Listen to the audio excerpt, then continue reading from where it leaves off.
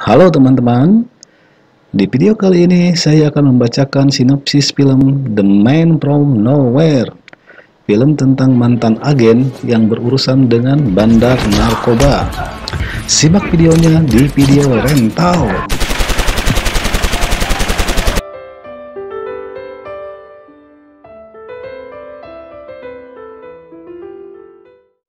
Film ini diawali dengan tim besar anti narkoba yang hendak menggerebek transaksi narkoba di diskotik. Tim besar yang dipimpin oleh seorang polisi memasuki diskotik dan mengincar seorang pria gembrot yang sedang duduk menunggu kiriman narkoba dari seorang bartender. Dalam diskotik, tampak penari striptis yang mirip artis Korea sedang bergoyang yang bernama Hyojung. Kemudian setelah selesai, dia menuju ke ruang ganti. Di ruang ganti, tampak si bartender sedang berganti baju. Kemudian entah kenapa, Hyojung lalu melumpuhkan si bartender dengan strum. Lalu kemudian narkobanya diambil. Si gemrot yang menunggu si bartender tidak datang juga, akhirnya pergi dari situ, tetapi kemudian dia ditangkap oleh tim besar.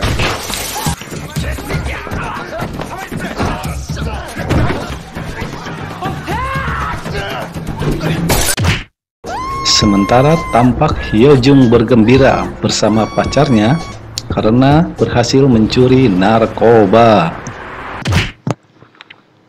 Kemudian scan beralih pada sosok pria misterius yang sedang berbelanja di Alfamart. Lalu dia pulang ke apartemennya dan menemukan anak kecil tetangganya sedang bersembunyi di tempat gelap. Anak itu bernama Jung So Mil. Si anak kecil lalu mengikuti si pria yang ternyata bekerja di tempat penggadaian kecil di apartemen itu. Tampak Somil bercakap-cakap dengan si pria misterius dan terlihat sangat akrab, walaupun si pria misterius terlihat sangat dingin sekali. Somil lalu menggadaikan earphone miliknya, dan Somil meminta sosis yang dibeli oleh si pria misterius itu. Kemudian mereka pun lantas makan siang bersama. Tiba-tiba ibunya Jung So-mi datang dan ternyata si ibu adalah Hyojung, si penari striptis yang semalam mencuri narkoba di diskotik. Jung So-mi sembunyi dan si ibu memperingatkan si pria misterius bahwa jangan coba menyentuh anaknya. Kemudian si ibu menggadaikan kamera yang biasa dipakai buat nge-YouTube ke si pria misterius. Di scan selanjutnya, si gemrot yang semalam ditangkap polisi kemudian dibebaskan oleh pengacaranya. Dan di scan yang lain, tampak bos besar yang lagi memarahi bawahannya, sebut saja bawahannya itu dengan si Kemprul. Si Kemprul ternyata adalah bosnya si gemrot yang kemarin malam gagal dalam transaksi narkoba di diskotik. Kemudian si Kemprul berjanji akan mencari narkobanya yang hilang.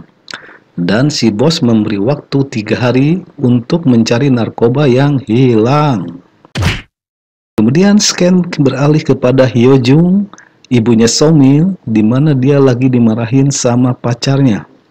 Karena narkoba yang kemarin dia curi, sebagian disembunyikan. Dan Hyojung pun meminta bayaran lebih dari 20%. Si pacarnya tidak terima. Kemudian si pacar memberi waktu 1 hari pada Hyojung untuk memberikan narkoba yang disembunyikan kepadanya. Dan kemudian tampak Hyojung lagi memakai narkoba. Jung So-mil yang melihat ibunya lagi on the fly, maka dia datang ke rumah si pria misterius untuk ikut tidur di sana. Pria misterius pun memberikan bantalnya pada Jung So-mil. Terlihat di sini, walaupun sikapnya dingin, ternyata si pria misterius sangat baik sekali kepada Jung So-mil. Dalam kehidupannya, ternyata si pria misterius itu memiliki istri dan anak yang sudah meninggal. Terlihat dari dia mengunjungi makam istrinya, kemudian dia pun teringat masa-masa yang indah bersama istrinya. Di scan selanjutnya, tampak seorang pria lagi berada di spa bersama beberapa wanita bintang Korea. Kemudian dia menerima telepon dari kakaknya yang ternyata adalah si Kemprul yang kehilangan narkoba dan mengatakan bahwa wanita yang mengambil narkoba sudah terlacak. Lalu dia disuruh untuk mencari wanita itu. Lalu saat Jung So-mil pulang ke rumah, dia kaget melihat ibunya lagi disiksa sama seorang pria yang ternyata adalah adiknya si Kemprul dan kawan-kawannya.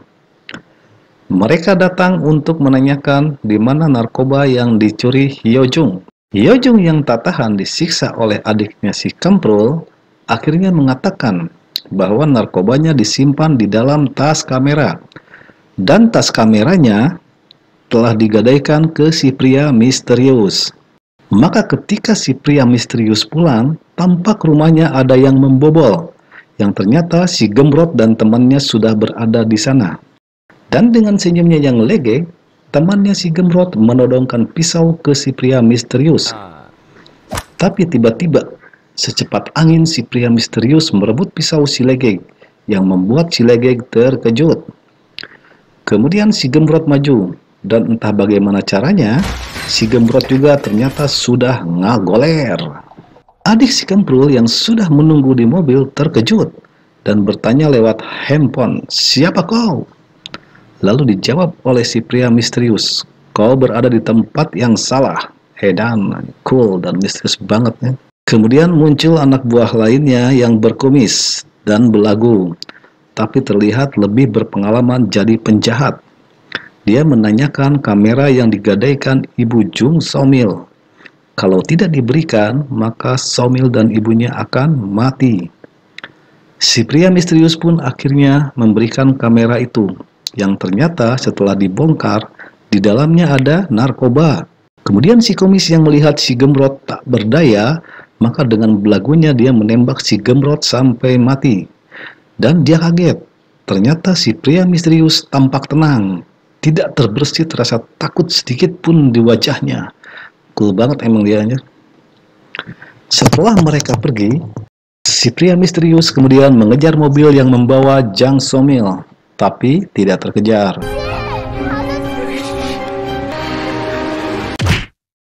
Kemudian si pria misterius pun melapor kepada polisi, dan polisi menanyakan alamatnya, tetapi tidak dijawab.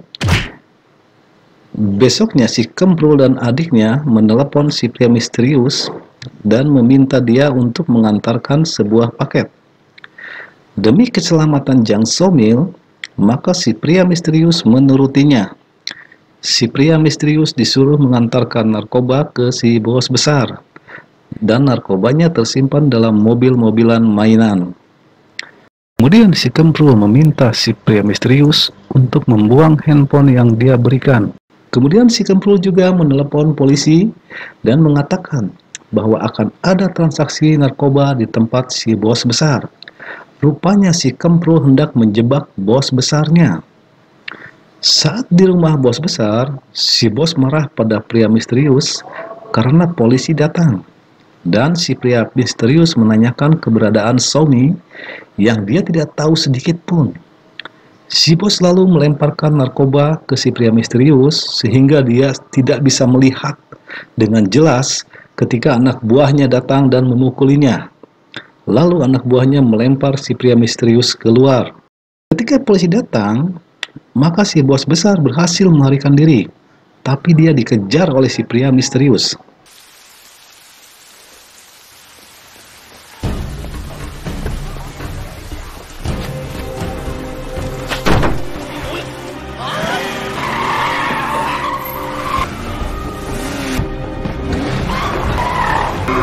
Dan si pria misterius menabrakkan mobilnya ke si bos sehingga kap mobil belakang terbuka. Sementara si bos kabur. Dan ternyata di dalamnya ada ibunya Jang So-mil yang sudah tewas dengan tubuh yang penuh dengan jahitan. Rupanya organ tubuh ibunya sudah diambil oleh si pembunuh. Lantas si pria misterius pun ditangkap oleh polisi.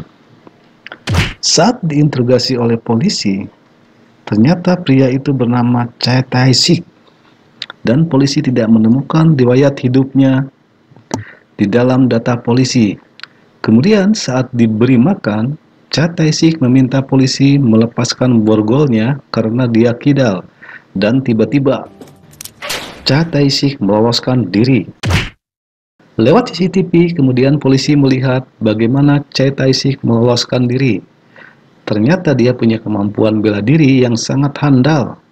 Dan seorang polisi mengatakan bahwa data Cha Tae-sik hanya bisa dibuka dengan password tertentu, yang menandakan bahwa dia adalah seorang agen intelijen. Scan selanjutnya, tampak pacar ibunya So-mil sedang berbelanja. Tiba-tiba dia diculik oleh grup si Kemprul dan dibunuh. Kemudian Jong So-mil yang diculik diserahkan pada nenek tua untuk disekap di loteng atas, yang ternyata banyak anak-anak yang sebaya dengan Jong So-mil di sana.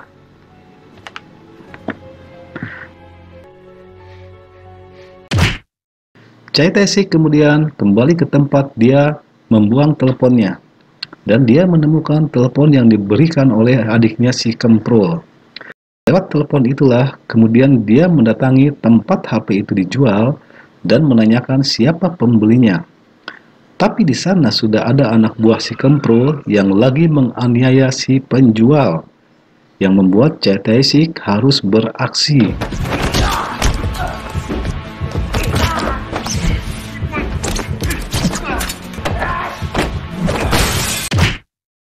Dengan diantar oleh si penjual telepon, maka Cha Tae-sik mendatangi tempat bandar narkoba, yaitu diskotik. Dan secara tak sadar, Cha Tae-sik satu lip dengan si Kemprul. Si Kemprul yang sadar bahwa itu Cha Tae-sik, maka dia menelpon adiknya supaya pergi dari situ. 오늘 물이 왜 이래? 옮기자. Tapi si legeg yang sedang ehek-ehek tertangkap oleh Cha Tae-sik.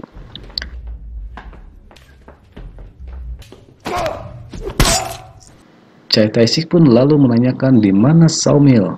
Tapi tiba-tiba si kumis datang dan terjadilah perkelahian.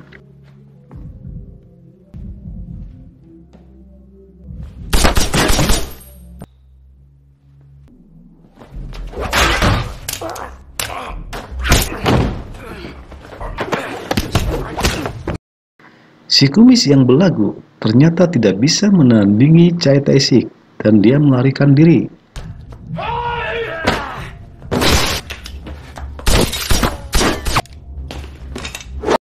Lalu di arena diskotik saling tatap kayak bagong dan anjing. Kemudian si Kemprul datang dan melemparkan telepon ke tengah arena supaya diambil oleh Cha Tae-sik. Tapi kemudian polisi juga datang. Cha Tae-sik lalu mengambil teleponnya dan mengejar si Kemprul, tetapi tidak berhasil. Karena ternyata dia terluka tembak saat tadi berkelahi dengan si kumis. Cha Tae-sik lalu merampas mobil di jalan dan melanjutkan mengejar si Kemprul. Dan lewat telepon, Cha Tae-sik berkata, "Orang sepertimu tak akan bisa hidup sampai besok."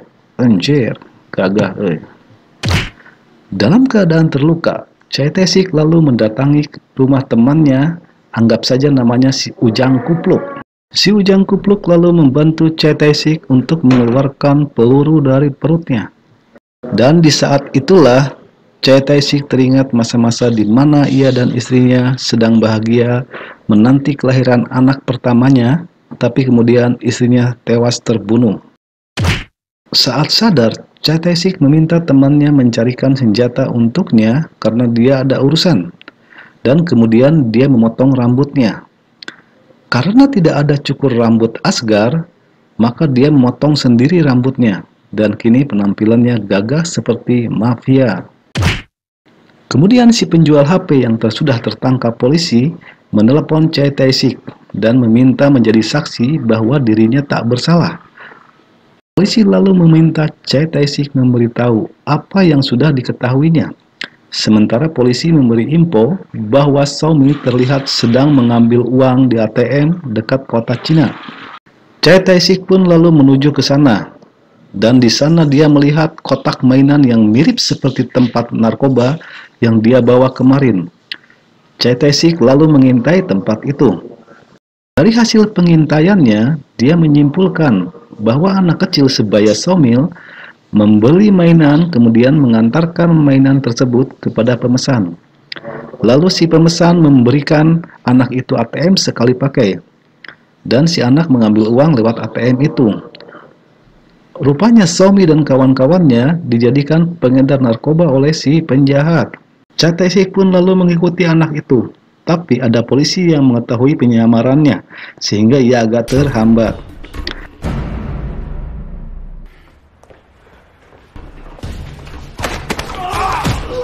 Tapi dia akhirnya menemukan tempat di mana anak itu berada.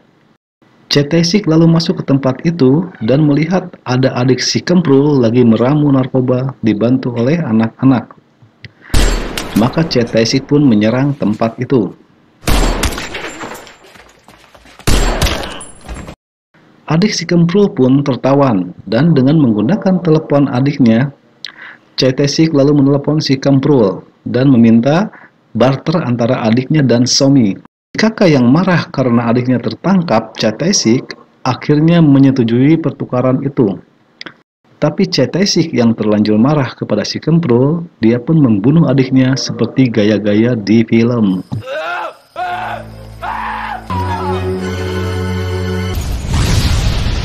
Scene selanjutnya, Somi yang polos hendak diambil matanya untuk dijual oleh dokter jagal, dan Somi pun dibius oleh si dokter. Tibalah Chae-tae-sik di tempat si Kemprul seorang diri. Sementara si Kemprul memiliki anak buah banyak, tapi Chae-tae-sik tidak takut. Si Kemprul lalu menyerahkan mata Somi ke Chae-tae-sik yang membuat Chae-tae-sik marah dan sedih. Lalu dia mengamuk di sana.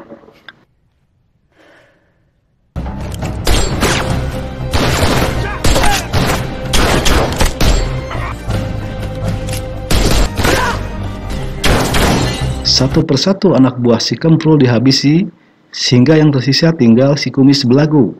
Sementara si Kemprul melarikan diri. Si kumis belagu sok-sokan menantang duel Chae-tae-sik, yang akhirnya tewas di tangan Chae-tae-sik. Chae-tae-sik pun kemudian mengejar si Kemprul.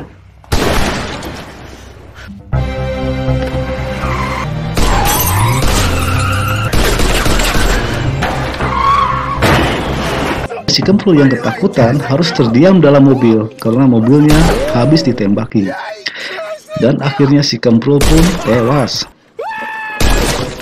Setelah semuanya tewas, Chae-tae-sik bingung mau ngapain karena dia telah kehilangan Somi dan tak ada lagi temannya dalam hidupnya. Akhirnya dia memutuskan untuk bunuh diri. Tapi tiba-tiba Somi datang. Rupanya Somi tidak jadi dicungkil matanya, entah kenapa. Dan mereka pun berpelukan. Sungguh ending yang menyenangkan.